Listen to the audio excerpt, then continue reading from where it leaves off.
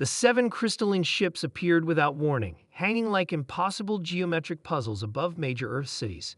Their arrival brought global communications to a standstill, power grids fluctuating wildly beneath their silent vigil. It was day 3 when they finally made contact. General Alan Thompson stood rigid in the Pentagon's Situation Room, watching the alien delegation materialize before world leaders. Their bodies were tall and spindly, skin iridescent like oil on water, with forearms that moved with unsettling precision. "We are the Collective," announced their leader, who called himself Rex. His voice resonated oddly through the universal translator. "We have studied your civilization for decades. Your technological development remains quaint." The president stepped forward. "We welcome peaceful exchange, but request your intentions."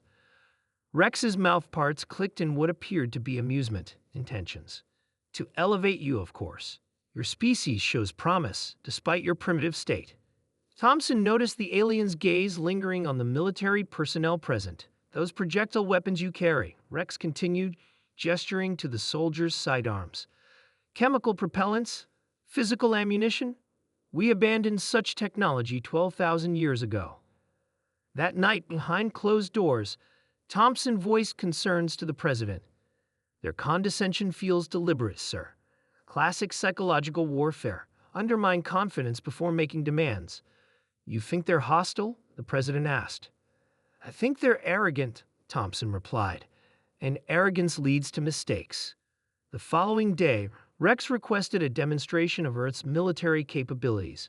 "A cultural exchange," he explained too smoothly. "We show you our advancements, you show us yours." At the Nevada testing range, Thompson arranged displays of conventional weapons, tanks, fighter jets, missile systems. The aliens observed with what seemed like thinly veiled amusement. "Fascinating," Rex commented, his translator barely concealing condescension. "You still rely on combustion and kinetic impacts. Our youngest learned about such principles in historical archives." Thompson maintained a neutral expression. "Perhaps you could demonstrate your own capabilities." Rex waved a slender hand, and a small device appeared, hovering. "This training tool could neutralize your entire arsenal. It manipulates fundamental forces, gravity, electromagnetism, rendering your weapons useless." "Impressive," Thompson replied evenly. After the demonstration, Major Lisa Reed approached Thompson, a brilliant physicist before joining the military. She had been analyzing readings from the alien technology. "Sir, their tech is advanced, but it's not magic," she whispered. "They're manipulating quantum fields, creating directed energy barriers. But there are patterns, frequencies, vulnerabilities." Thompson nodded.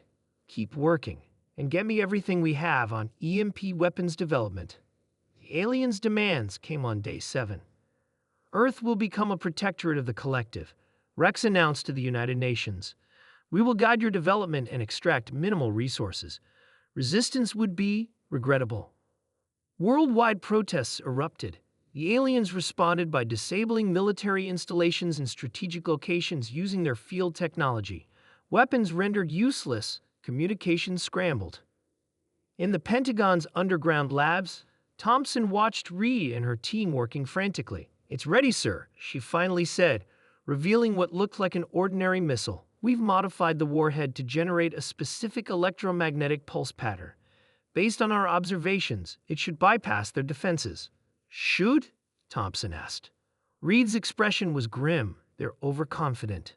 Their shields are calibrated against what they consider threats our supposedly primitive technology doesn't register.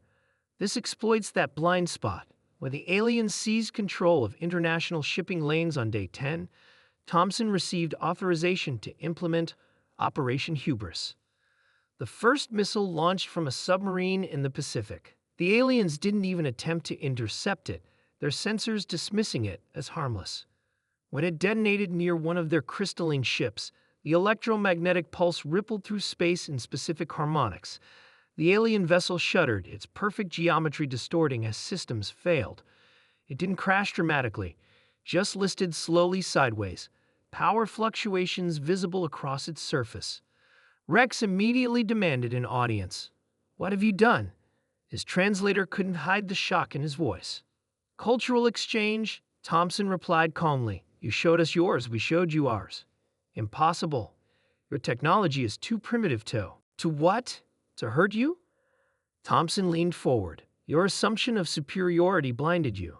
Yes, our weapons are simpler, but that doesn't make them less effective. While you were busy ridiculing our unsophisticated arsenal, we were studying your weaknesses. Rex's color shifted to a darker hue. This misunderstanding can be resolved. Yes, the president interjected, by recognizing Earth as sovereign and independent, not a protectorate, not a resource well, an equal. The aliens withdrew within hours, their damaged ship limping alongside the others as they accelerated toward deep space. Later, examining recovered alien technology, Reed made a discovery that sent chills through military command. The Collective wasn't the most advanced civilization out there. Notes in their systems referenced entities they feared, civilizations that had mastered technologies the Collective barely understood. They were using us as a buffer, Thompson realized, taking our resources, positioning us as a shield against something else. The president sighed heavily. Then we'd better prepare. Not just weapons, but diplomacy too. Next time, we meet visitors as equals, whether they recognize it initially or not. Earth began a new era of technological development, the nations united by common purpose. They didn't build weapons to conquer the stars, but to ensure humanity's voice would never be dismissed again. Sometimes the most powerful arsenal isn't the most sophisticated, the one your enemy doesn't see coming.